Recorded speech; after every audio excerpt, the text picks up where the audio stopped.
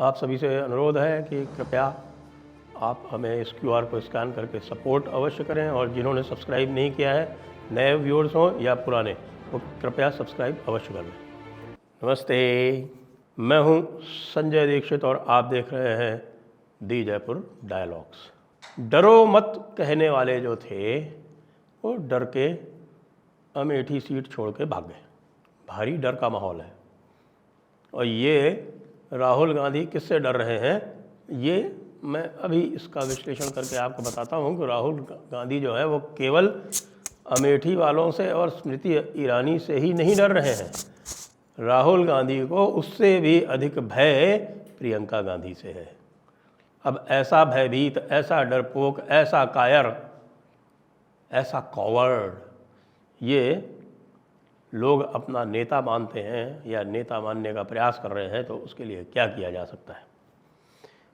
पूरा ड्रामा चलता रहा।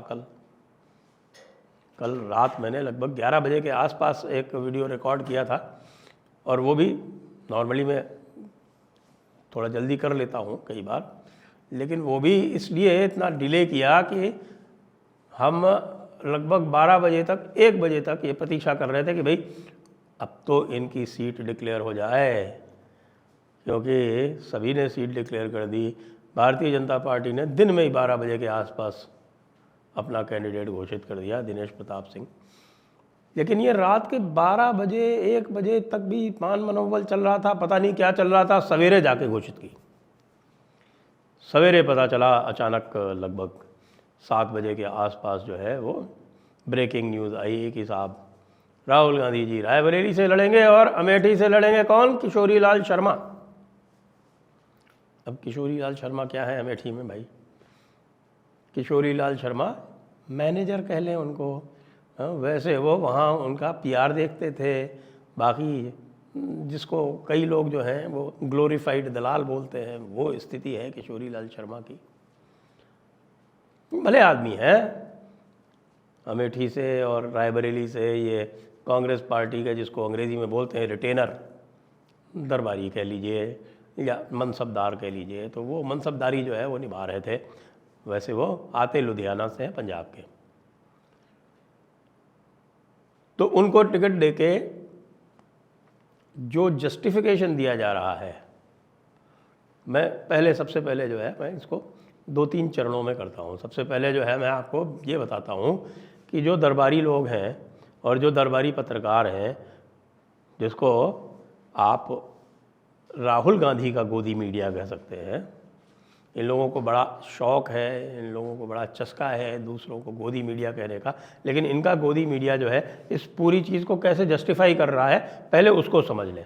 उसके बाद फिर मैं बताता हूँ कि असली डर क्या है और कैसे इनके जो स्वयं के प्रशंसक हैं वो भी इससे हताश, निराश और बुरी तरह से व्यथित हैं।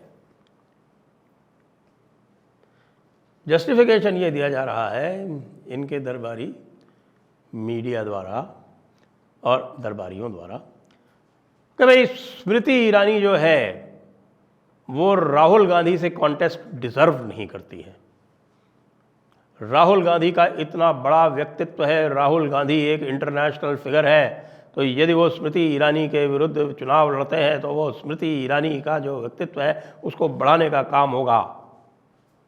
बहुत खूब, क्या ज़बरदस्त आर्ग्यूमेंट है। इस सारे आर्ग्यूमेंट में ये भाई लोग भूल जाते हैं कि ये पिछली बार स्मृति ईरानी से 45,000 वोट से हार के निकले थे, जीत के नहीं निकले थे। जहाँ तक अमेठी वासियों का संबंध है, व्यक्तित्व वहाँ स्मृति ईरानी का बड़ा है, और स्मृति ईरानी 1 महीने से लगातार वहाँ मेहनत कर रही हैं, गांव-गांव जा रही हैं, दर-दर, दुआरे-दुआरे जा रही हैं। आज भी उनकी 12 नुक्कड़ सभाएं लगी हुई हैं, 12। अब हमारे राहुल बाबा को तो क्या पता, उनको तो तिलोई, जगदीशगंज, गौरीगंज में अंतर भी नहीं पता होगा, मुझे नहीं लगता, क्योंकि वो तो आते हैं टूर करके निकल जाते हैं। और जो उनका IQ लेवल है वो आप जानते ही, एक बार कही हुई चीज़ उनको दोबारा याद भी नहीं रहती। तो ये जस्टिफिकेशन है साहब कि यदि राहुल गांधी अमेठी से चुनाव लड़ते तो स्मृति ईरानी का कद बढ़ जाता। अच्छा, अब दिनेश प्रताप सिंह का नहीं बढ़ेगा क्या? या वायनाड में एनी राजा का नहीं बढ़ा है क्या? यदि आपके सामने चुनाव लड़ने से ही लोगों का कद बढ़ जाता है, तब तो भाई बहुत सारे और लोग भी होंगे लिस्ट में। बीएसपी ने भी ठाकुर प्रसाद यादव को रायबरेली से चुनाव में उतार दिया है, नन्हे सिंह चौहान को उतारा हुआ है अमेठी से। तो दिनेश प्रताप सिंह का कद बढ़ जाएगा भाई, बिना जीते भी बढ़ जाएगा। ये लॉजिक है, मैं आपको ये बता रहा हूँ, ये लॉजिक फैक्ट्री है हमारे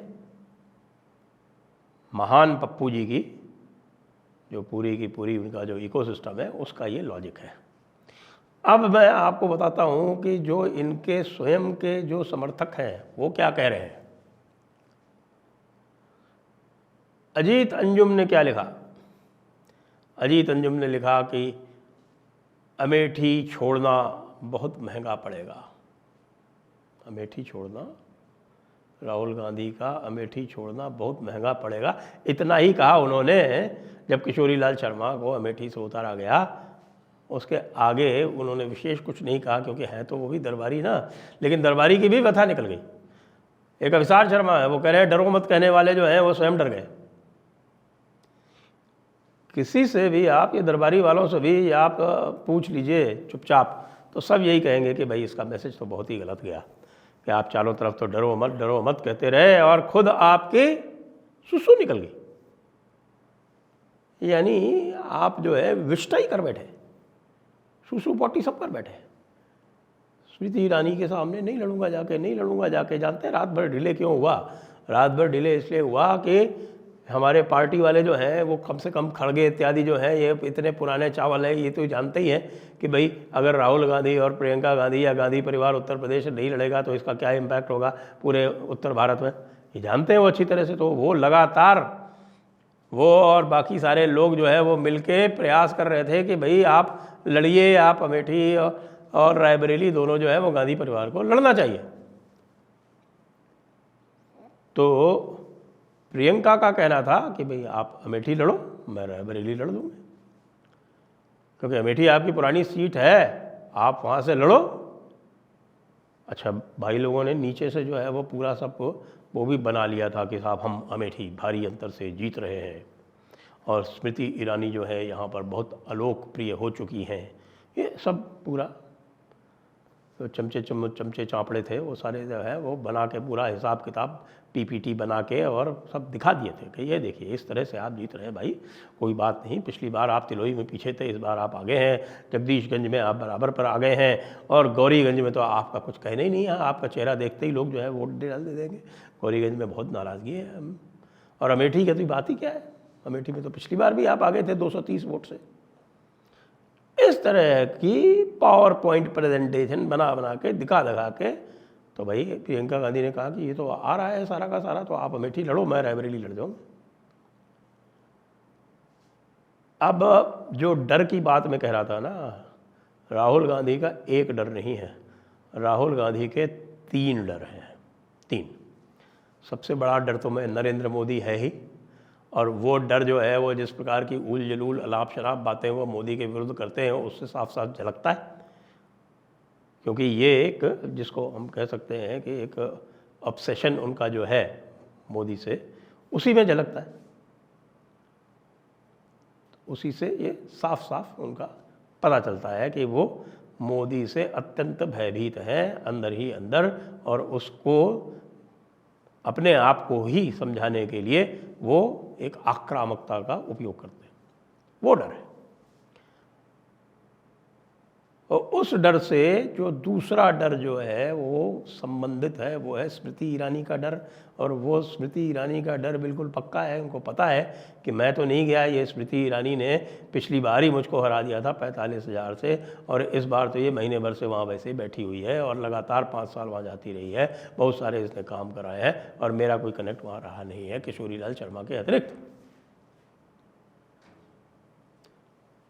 धीरज श्रीवास्तव भी जाते रहे, बस दरबारियों के सहारे काम चल रहा है, इसलिए स्मृति ईरानी का डर।